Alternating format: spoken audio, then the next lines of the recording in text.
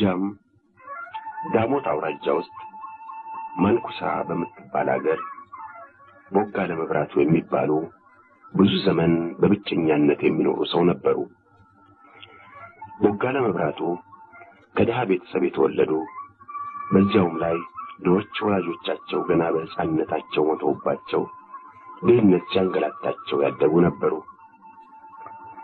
ትንሽ ከፍ እንዳሉ መጀመሪያ የፍየልና የጥጃ እረኛነት እየተቀጠሩ በኋላም እጃቸው እርፍ ለመጨበጥ ያህል መበርታት ሲጀምር ግብርና እየተቀጠሩ ይኖሩ ነበር።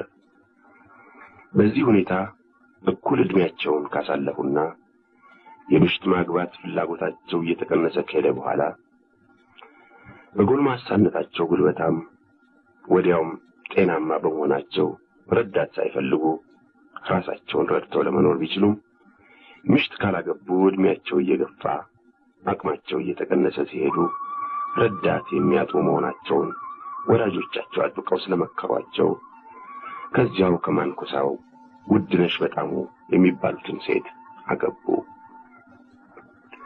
ወይዘሮ ውድነሽ 3 ባሎች በተራ አግብተው 3ቱም ስለሞቱባቸው ባል ፈርቷቸው እሳቸውም ዕድላቸውን ፈርተው ባል እንዳይመጣላቸው ተስፋ ቆርጠው ቢመጣም እንዳያገቡ ወስነው ተቀምጠው ነበር።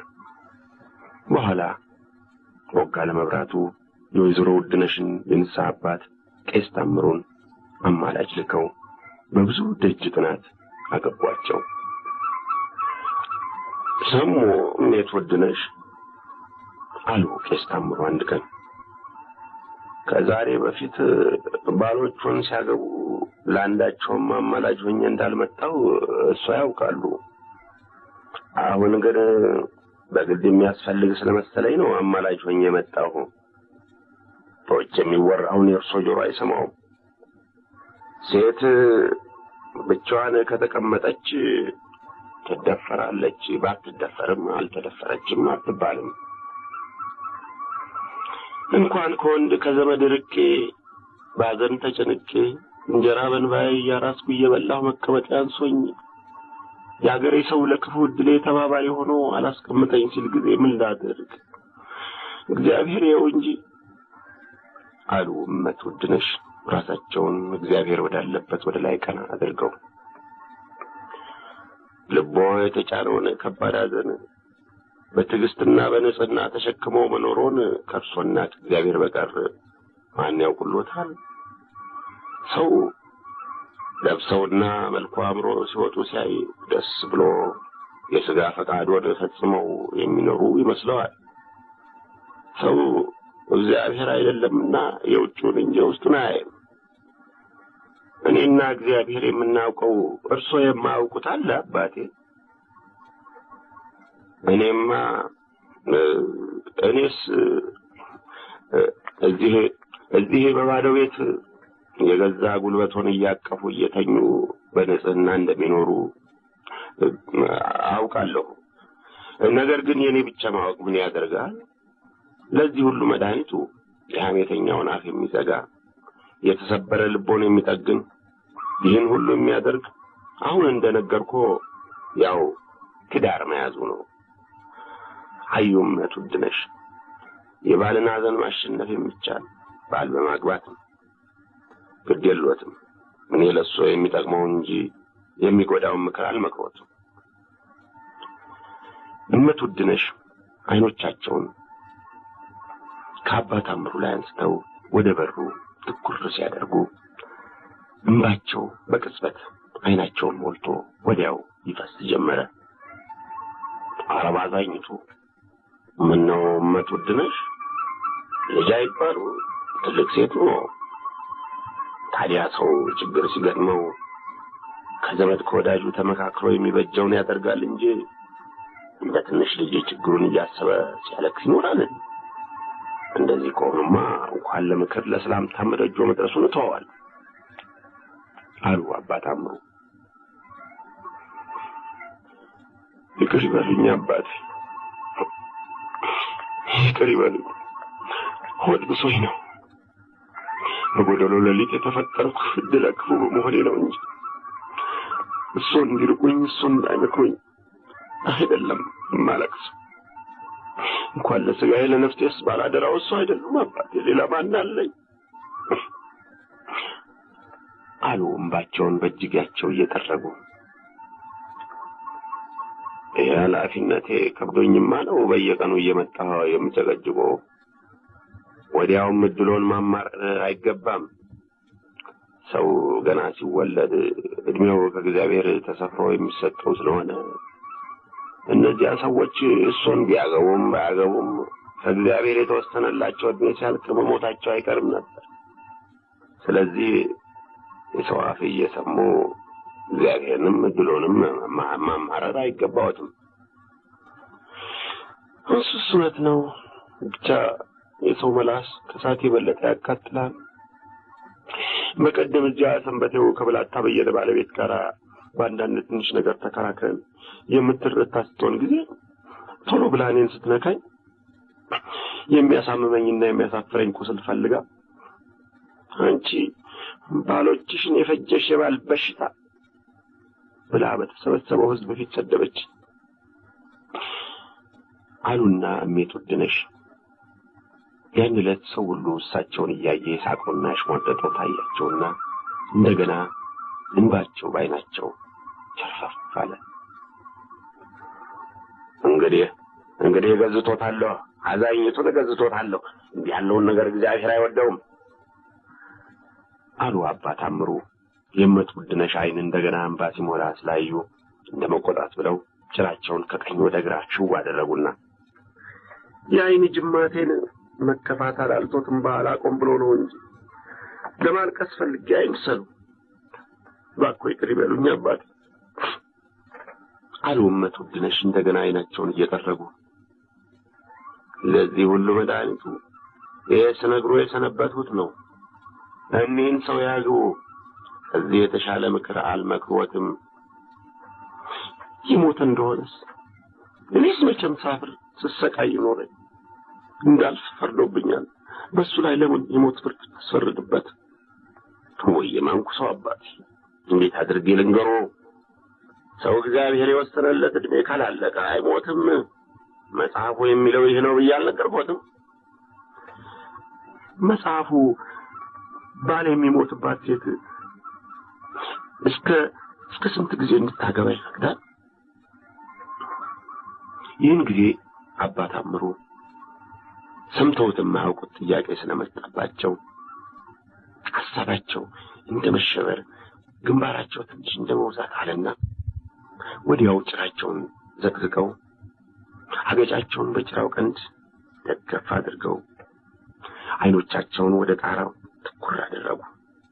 መልሱ ጣራው ላይ እንደተጻፈ ሁሉ እንዲህ አንጋጠው ትንሽ ከቆዩ በኋላ ቀስ አድርገው የጭራውን ቀንድ ካገጫቸው ስራ አስወገዱና አይኖቻቸውን ወደ እመት ውድነሽ መለስ አድርገው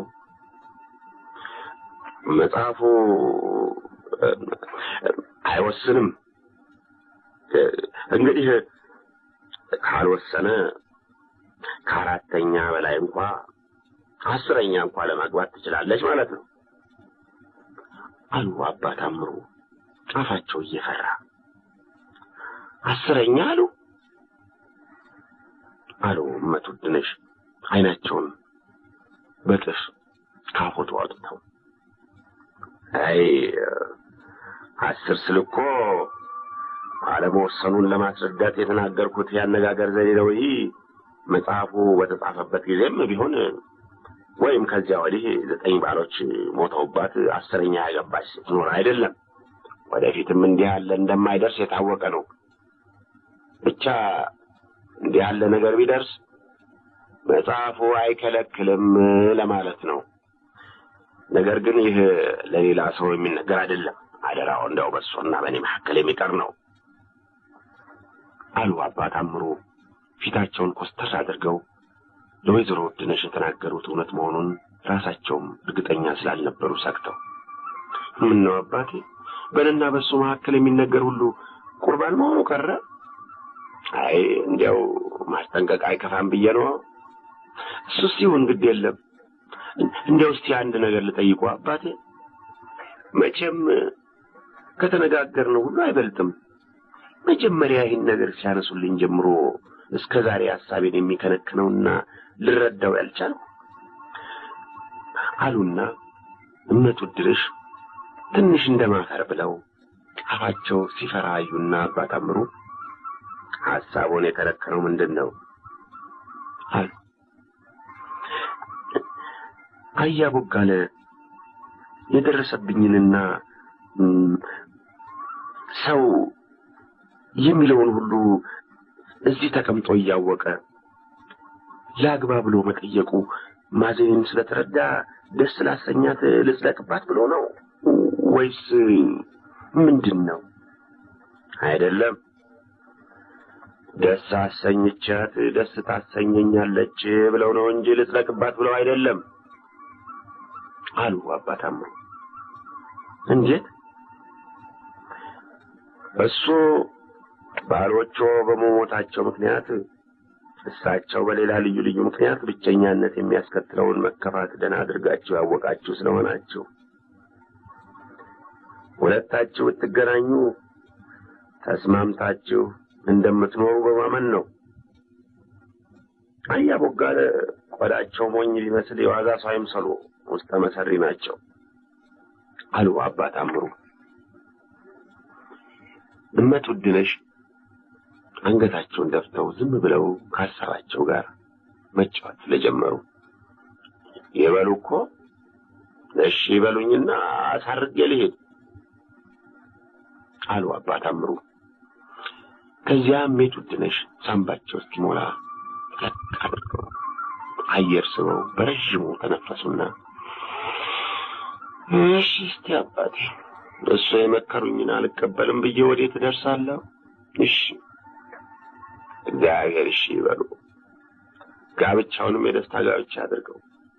አይዞ ያለፈውን ሁሉ ይርሱት፣ እምነቱን በእግዚአብሔር ያድርጉ፣ ግድ የለዎትም፣ ወደፊት ምንም አይደርስቦትም። እኔም እጸልያለሁ።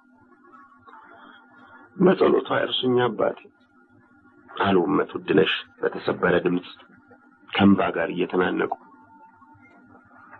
ከዚያ ቄስ ታምሩ የወይዘሮ ውድነሽን እንባ እንዳያዩ ወዲያ ለማባረር እንደፈለጉ ጭራቸውን ግራና ቀኝ ሽው አድርገው ቶሎ ብድግ አሉና አንድ ጊዜ መሬት አንድ ጊዜ ጣራ እያዩ አሳርገው እጃቸውን ለእመቱድነሽ አሳልመው ወጡ።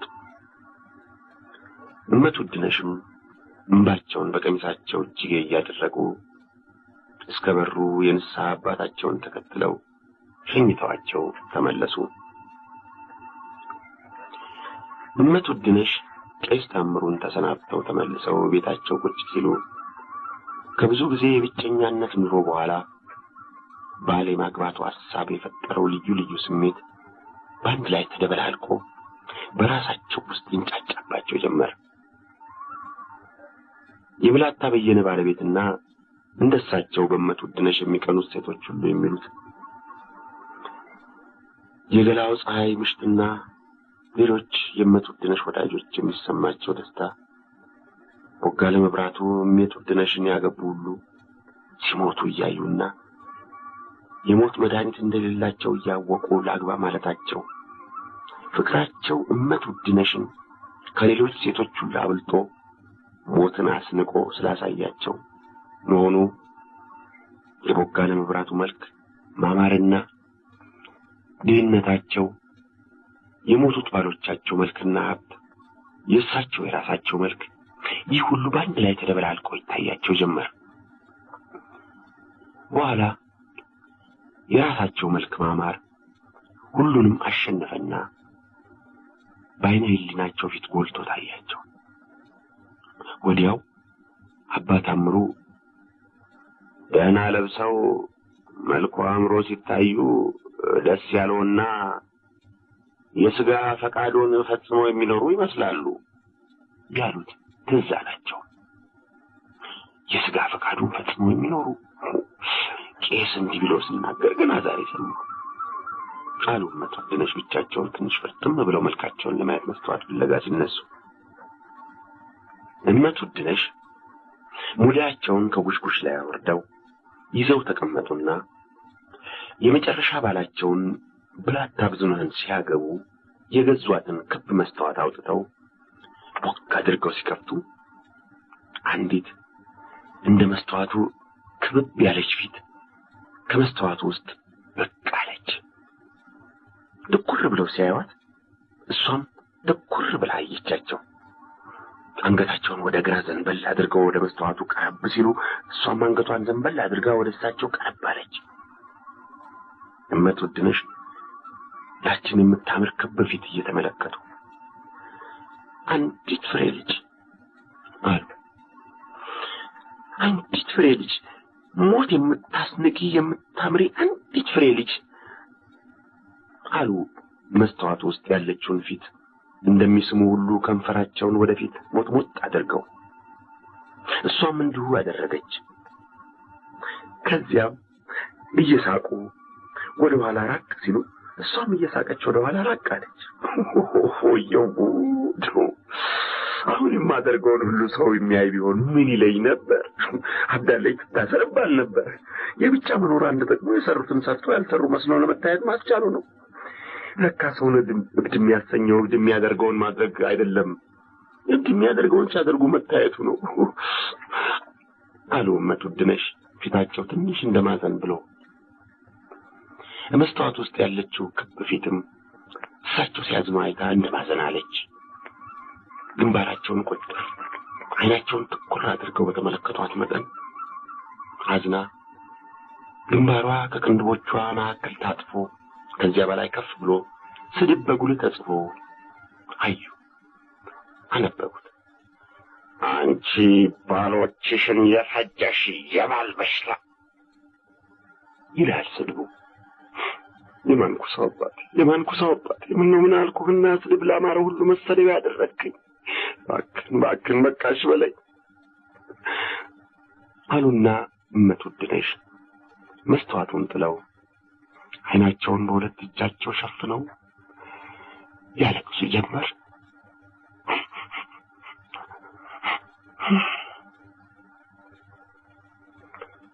አቶ ቦጋለ መብራቱ ወይዘሮ ውድነሽ በጣሙን ባገቡ በሁለተኛው ዓመት መጨረሻ ወንድ ልጅ ተወለደላቸው። ብቻ ሁለቱ የሁለት ዓለም ሰዎች ስለነበሩ ይልቁንም ገና የጋብቻ ኑሯቸው እንደጀመሩ በመካከላቸው ግጭቱም ኩርፊያውም ይበዛ ነበር። ነገር ግን እግዚአብሔር እድሜ ከሰጠ ለልማድ በቂ ጊዜ ከተሰጠው እንኳን ሰውን ጅብና አህያን ነብርና ፍየልን አብረው እንዲኖሩ ለማድረግ ስለሚቻል ጊዜ ባለፈ መጠን ባልና ምሽት እርስ በርሳቸው እየተዋወቁ እየተለማመዱ እየተዋደዱ የመተሳሰብ መሳሪያቸው እየጠበቀ ሄደ። ወይዘሮ ውድነሽ ከባለጸጎች ወገን ተወልደው በደህና ያደጉ፣ ከዚያም ባል ለማግባት ሲደርሱ 3 ባለጸጎች ባሎች በተራ አግብተው በጌትነት የኖሩ፣ 3 ባሎቻቸውን በተራ ከቀበሩ በኋላም የአገሩ ሰው ስድብና ሽሙጥ ከሳቸው አልፎ ተርፎ ዘመዶቻቸውን ሲነካና ሲያሳፍር በማየታቸው ከዘመድ ከወዳጅ ርቀው ነፍሳቸውን ይማርና አባታቸው ያወረሷቸው ሀብት እስኪያልቅ ድረስ አንዲት ሙያተኛ እየረዳቻቸው ለብቻቸው በመቤት ወግ የሚኖሩ ነበሩ። መቼም ብቻቸውን በነበሩበት ጊዜ ለቤታቸውና ለዚያች ለአንዲት ሙያተኛ ንግስቲቷ ይግባኝ የሌለባቸው ቆራጭ ፈላጯ እሳቸው ብቻ ነበሩ። ከዚያ በፊትም ቢሆን ልጅ ሳሉ ወላጆቻቸው በኋላም ባሎቻቸው የበላይ አዛዦች፣ ተቆጪዎች፣ አሸናፊዎች ቢሆኑም እሳቸው በፈንታቸው የሚያዙት ከፍና ዝቅ አድርገው ገላምጠው የሚቆጡት የሚያሸንፉት ከበታቻቸው በልዩ ልዩ ስም የሚጠሩ ብዙ ነበራቸው። ወደ ታች እያዩ የሚያዙት ካለ ከላይ የሚያዝ ቢኖር ምንም ያክል አይከብድም። ከፍና ዝቅ አድርገው አይተው የሚቆጡትና የሚመቱት በታች ካለ ከላይ የሚቆጣና የሚመታ ቢኖር አያምም። የሚያሸንፉት በታች ካለ ከላይ የሚያሸንፍ ቢኖር ግድ የለም። ቦጋለ መብራቱ ቤት ግን የሚያዝ እንጂ የሚያዙት፣ የሚቆጣ እንጂ የሚቆጡት፣ የሚያሸንፍ እንጂ የሚያሸንፉት አለመኖሩ አስቀድሞ የወይዘሮ ውድነሽን አመል አከፋው። አቶ ቦጋለ ሲፈሩ ሲቸሩ አንድ ነገር እንዲደረግ ያሳሰቡ እንደሆነ ወይም እመት ውድነሽ አንድ ነገር ሲፈልጉ ባልየው ትንሽ እንኳን የመቃወም ምልክት ያሳዩ እንደሆነ እመት ውድነሽ ይበሳጩና ወዲያው እንዳይተዋጣዎቹ ሁሉ ሆድ ብሷቸው ማልቀስ ይጀምራሉ። ያልተለመደ እንግዳ ችግር ቆዳ ያሳሳል፣ ሆደ ባሻ ያደርጋል። ደግነቱ እመት ውድነሽ ያን ያክል ከተቆጡና ካለቀሱ በኋላ ትንሽ ቆይተው ሁሉንም መርሳታቸው ነው። አቶ ቦጋለ ከድሆች ወገን ተወልደው በድህነት ያደጉ ከሕፃንነት እስከ እኩል ዕድሜ ችግር ያልተለያቸው ከችግር ጋር ሲታገሉ ሲጥሉት ሲጥላቸው አብረው ይኖሩ ቆዳቸው ጠንክሮ ስድብ ይሁን ቁጣ የማይዘልቀው ነበሩ። እንኳን ትንሽ ትልቅ ቢሆን የሚገጥማቸውን ችግር ሁሉ በጸጥታና በትዕግስት የሚቀበሉና ለማሸነፍ የሚሞክሩ እንጂ ቶሎ ሆድ የሚብሳቸውና ተስፋ የሚቆርጡ አልነበሩ። ችግር ሲለምዱት ጥሩ ነው። ችግር ሲለምዱት ጓደኛ ሲያደርጉት ከሱ ጋር እየታገሉ እየወደቁ እየተነሱ ሲኖሩ ጥሩ ነው። ከችግር ጋር ሲታገል የኖረ ቆዳው ይወፍራል፣ ጅማቱ ይጠነክራል፣ ጡንቻው ይደነድናል፣ የተጣለበትን ሁሉ ሸክም መሸከም ይችላል፣ የገጠመውን ሁሉ ያሸንፋል። ስለዚህ እድሜ ላሳዳጊያቸው፣ እድሜ ላስተማሪያቸው፣ እድሜ ለችግር ቦጋለ መብራቱን ቆዳቸውን አወፍሮ ጅማታቸውን አጠንክሮ ትግል እያስተማረ የስድብና የቁጣ የንቀትና የግልምጫው ሽንፍር እንዳይገባቸው አድርጎ ሁሉን እንዳመሉ እንዲችሉ አድርጎም ላነጻቸው ለቀረጻቸው እድሜ ለችግር አቶ ቦጋለ ሁሉንም ቻይ ነበሩ። ይህ የአቶ ቦጋለ መቻል ትዕግስታቸውና መሸነፍን እንደ ውርደት አለመቁጠራቸው ከእመት ውድነሽ ይቅር ባይነት ጋር የተቆጡበትንና ምርር ብለው ያለቀሱበትን ቶሎ የሚረሱ ከመሆናቸው ጋር አንድ ላይ ሆኖ ጊዜ ባለፈ መጠን ባልና ሚስት እንዲቻቻሉ ባህሪ ለባህሪ እንዲተዋወቁ ለፍሬ እንዲበቁ ማን አለው ማን አላት እየተባባሉ እንዲተሳሰቡ አደረጋቸው። ነገር ግን በኋላም ቢሆን አልፎ አልፎ አንዳንድ ጊዜ ሲጋጩ አቶ ቦጋለና እመት ውድነሽ የተጋቡበትን ቀን መርገማቸውና ትንሽ ተኮራርፈው መቆየታቸው አልቀረም። ብቻ እንዲህ ያለው ግጭትና ኩርፊያ የባልና ሚስት ፍቅር ትንሽ እንደ መድነት ሲል ለመሞረድና ለመሳል የሚያስፈልግ በሚዋደዱ ባልና ሚስቶች ሁሉ የሚደርስ ግጭት ነበር። አንድ ቀን እመት ውድነሽ ባላቸው ከሥራ ገብተው የሚበላ ነገር አለ እንደሆነ እንዲሰጧቸው ቢጠይቋቸው ልጁ ስለታመመባቸው የሚጠብቅላቸው አጥተው በጊዜ ምግብ ሊያሰናዱ አለመቻላቸውን ከተናገሩ በኋላ ነገሩን ሳያስፈልግ አራዘሙና ማማረር ጀመሩ። ከዚያም ቄስ ታምሩ እግዚአብሔር የለው ብትሉን እግዚአብሔር በሴት ልጆ ይክፈሉ ሳልሞት ገሃነም ያገቡኝ አሉና ምርር ብለው አለቀሱ። አቶ ቦጋለ ለጊዜው ልባቸው ወደ ቁጣ ተለውጦ ሊማቱ ከተነሱ በኋላ እንደገና በረዳሉና አንድ ቃል ሳይናገሩ ሽመላቸውን ይዘው ወጥተው ከቤታቸው ጀርባ ጉብታው ላይ ቁጭ አሉ። ገሃነም ያገቡኝ አሉ አቶ ቦጋለ ምሽታቸው ያሉትን ደግሞ አይናቸውን ፊታቸው በተዘረጋው ባዶ ላይ ትኩር አደረጉና ምን አልኋት እስቲ ምን አልኋት ምን እንዲህ ያለ ከኮሶ የመረረ ነገር ተናገረችኝ አሉ ራሳቸውን እየወዘወዙ አይናቸውን በባዶ ላይ እንደተከሉ። ሰው ከጠዋት እስከ ማታ በስራ ተጠምዶ ውሎ ቤቱ ሲገባ እንኳን ሚስቱን ሌላስ ቢሆን እርቦኛልና ላቅምሱኝ ማለት ይህን ያክል ያስበሳጫል፣ ክፉ ያናግራል፣ ያስለቅሳል አሉ አይናቸውን በባዶ ላይ እንዳፈጠጡ። ከዚያ ፊታቸው ከተዘረጋ ባዶ ፍርድ እንደሚጠይቁ ሁሉ አይናቸውን አፈጠው ትንሽ ዝም ብለው ከቆዩ በኋላ ለምን ሚስት ያገባው አሉ አቶ ቦጋለ ራሳቸውን ትንሽ ወደ ቀኝ ዘንበል አድርገው። ለምን ሚስት ያገባው፣ ለምን ቤት ሰራው፣ ለምን ልጅ ወለድኩ፣ ከድሮ ችግሬ ምን ቀለለኝ፣ ከድሮ ኑሮዬ ምን ተሻለኝ ምንም አልተሻለኝ፣ ምንም አልቀለለኝ። ባሰብኝ እንጂ ባሰብኝ። ድሮ ለበሽታ አላስብ፣ ለልጅ ለወርጫው አላስብ፣ ለእህል ጌቶቼ የሰጡኝን በልቼ ጠጥቼ ለቤተሰቤ ምን አበላ ምን አለብስ ሳልል በሰላም እኖር ነበር። የነበረኝ ሐሳብ ምራኑ ከቀንበሩ፣ እርፉ ከሞፈሩ፣ ማረሻው ከወገሉ መስማማቱን፣ በሮች እንዳይጎዱ ወደ ደህና ሳር መሰማራታቸውን መመልከት ብቻ ነበር። አይ ምንኛ መልካም ኑሮ ኖር ያለው የሰላም ኑሮ። ቃሉና ቦጋለ መብራቱ ራሳቸውን በዝግታ ወዛውዘው ሁለት እጆቻቸውን አመሳቅለው ጉልበታቸው ላይ አድርገው ግንባራቸውን ክንዳቸው ላይ ደፍተው አይኖቻቸውን ለበስ አድርገው በሐሳብ ባህር ጠለቁ። መነሻው መድረሻው የማይታወቅ የሐሳብ ባህር። የህይወት ታሪካቸው ያለፉት ያሉበት የሚመጣው አንድ ላይ ተጠራቅሞ አንድ ላይ ተደባልቆ የፈጠረው ጥልቅና የሐሳብ ማዕበል ያወቀው ባህር አጠለቃቸው። ይዋኙ ጀመር።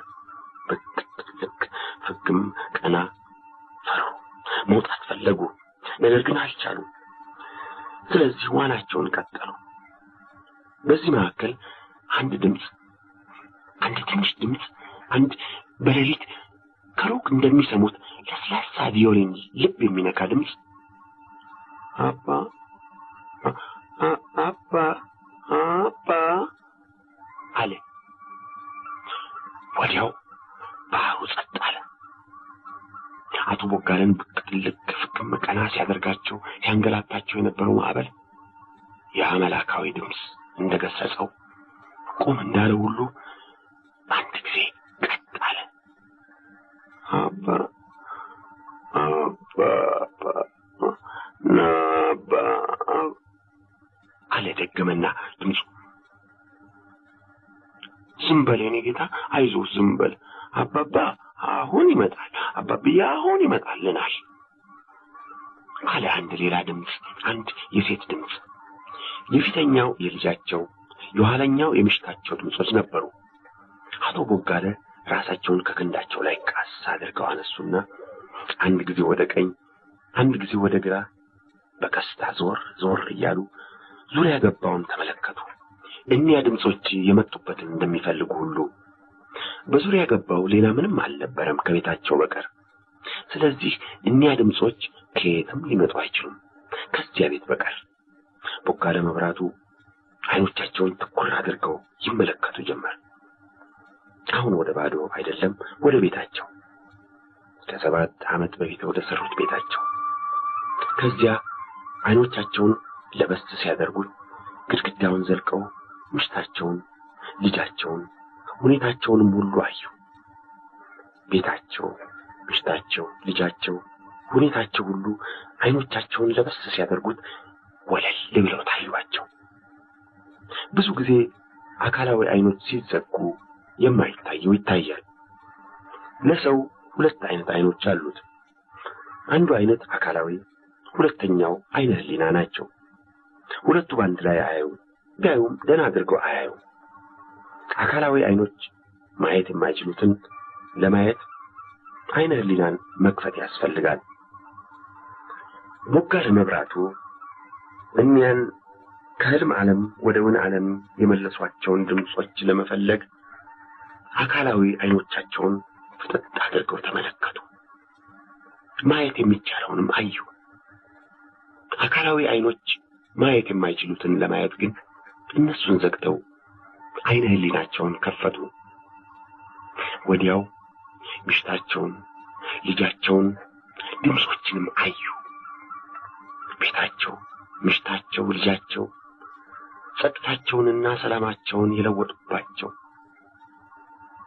የሰላም ዋጋ፣ የጸጥታ ዋጋ። አልተጎዳሁም አሉ አቶ ቦጋለ የማያዩ አይኖቻቸውን ወደ ፊታቸው ፍጥጥ አድርገው በሐሳባቸው ትንሽ ሲያሰላስሉ ቆይተው። አልተጎዳሁም፣ ጥሩ ዋጋ ነው። ተሳስቻለሁ፣ አልተጎዳሁም። ራብ ክፉ እንዲህ ሊያልፍ ሽማግሌነቴን አስረስቶ እንደ ልጅ አግብቶኝ ነው እንጂ አልተጎዳሁም። ለምን ሆድን ፈጠርክ ጌታዬ አሉ አቶ ቦጋለ። ቤት ማረግ ልጅ ፍቅር የሰጧቸውን ሚስታቸውን ስለራባቸው ማስቀየማቸው በጣም አስደስቷቸዋል። ወዲያው ባለፈው እሑድ አለቃ በላይ የሚባሉት ሊቅ ስለ ጾም ራስን ስለ መግዛትና ስለ ጋብቻ በረዥሙ ከሰበኩት አንዳንዱ ትዝ አላቸው። ሰው ከእንስሳ የሚለይበት በሁለት እግሩ ቆሞ በመሄዱ አይደለም፣ ዶሮም በሁለት እግር ነው የሚሄድ።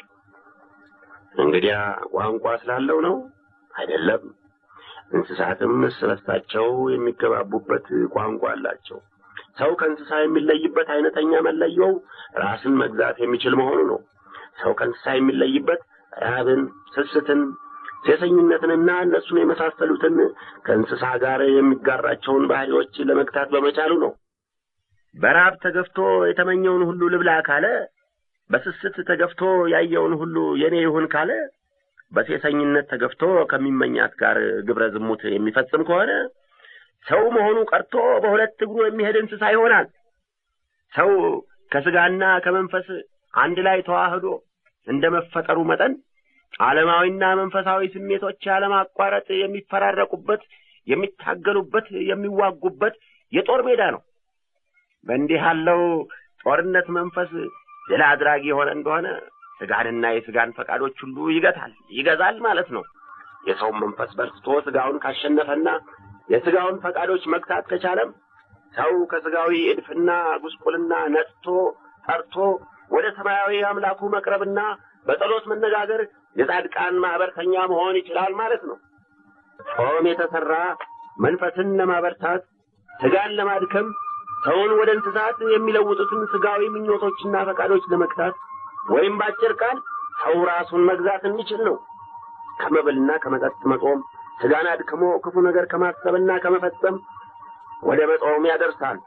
ክፉ ነገር ከማሰብና ከመፈጸም ከተጾመም የጻድቃን ማህበርተኛ የመላእክት ጓደኛ ወደ መሆን ይደርሳል። ዝሙት ማለትሳ ካላገቧት ሴት ጋር ግብረ ዝማዊ መስራት ብቻ ነው አይደለም። ሲያገቡ ሲፈቱ መኖርም ከዝሙት ይቆጠራል።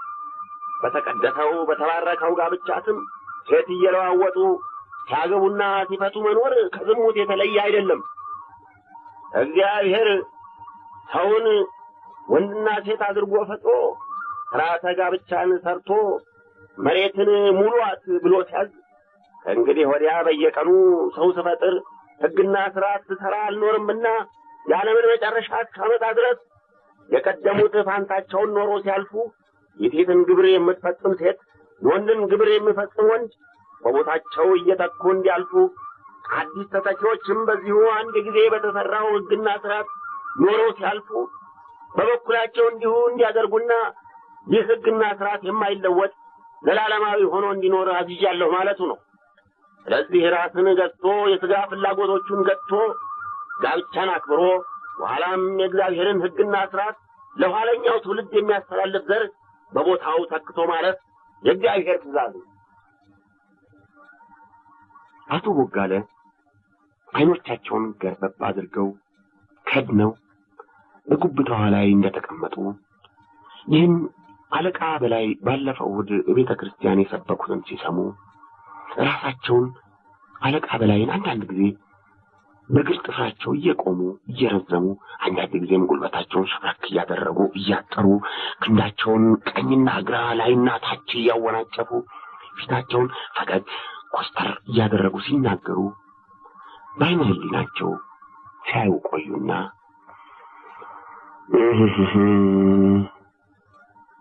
ብለው በረዥሙ ተነፈሱ። ከዚህ ከተናገሩት ሁሉ ዋናው ነገር ሰው ራሱን ሴሰኝነቱንና ስስቱን መግታት ካልቻለ ከከብት አይሻልም ያሉት ነው። እውነታቸውን ነው። ራሱን የማይገዛ ሰው አይባልም። ሌላ ሁሉ እንዲያው ለንግግር ማበርከቻ ነው። ሰው እንኳን እስኪደክም እስኪሞት ቢጾም ሰው እንደሆነ ይሞታል እንጂ የመላእክት ጓደኛ ሊሆን የሚችል አይመስለኝም። ብቻ ሰው ብዙ ሲናገር ምንም ልቅ ቢሆን የተናገረው ሁሉ ፍሬ ሊሆን አይችልም። እንደ እህል ማለት ነው።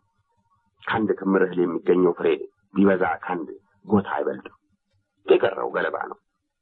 ይህም እንደዚያው ማለት ነው አሉ ቦጋለ መብራቱ እንደ መንጠራራት አሉና ከዚያ ሚስታቸው የተናገሩትና ልቅሷቸው እንደገና መጣባቸውና አይናቸውን ሳያረግቡ ወደ ቤቱ አፍጥጦ ሲያስቡ ቆዩ። አይናቸው ቢፈጥም የሚስታቸውን ልቅሶ እንጂ ቤቱን አያዩም ነበር። አዎ ልትበሳጭ ልታለቅስ ይገባታል አሉ እንዲህ ሲያስቡ ቆይተው። እሷ አትበሳጭ ማን ይበሳጭ? እሷ አታለቅስ ማን ያለቅስ? በሰፊው የለመደች ተልከው አሽከር ተጭነው ሰጋር የነበራት ወይዘሮ አይቷጣ እሷን ሆድ ያልባሰ ማንን ሆድ ይባሰው?